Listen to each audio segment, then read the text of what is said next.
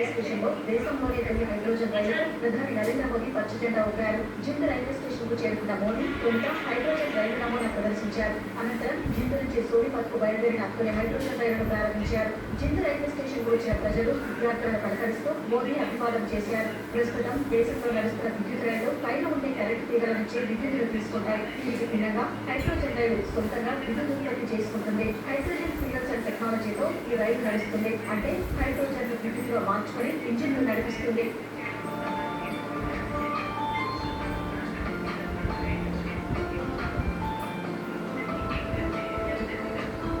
అనంతరం బహిరంగ సభలో పాల్గొన్న ప్రధాని మోదీ హర్యానాలో 14,700 కోట్ల విలువైన అభివృద్ధి పనులకు శంకుస్థాపనలు ప్రారంభోత్సవాలు చేశారు. తొలి హైడ్రోజన్ రైలు దానికి అనుబంధంగా ఏర్పాటు చేసిన పరిశ్రమలతో స్థానిక యువతకు భారీగా ఉపాధి అవకాశాలు వస్తాయని మోదీ చెప్పారు. ఈ సందర్భంగా కల్చరల్ యుద్ధాన్ని ప్రస్తావించిన ప్రధాని 2014 కంటే ముందు రైల్వేల విద్యుదీకరణ నత్తనడకన సాగిందని తాము వచ్చాకే విద్యుదీకరణ వేగవంతం చేశామన్నారు.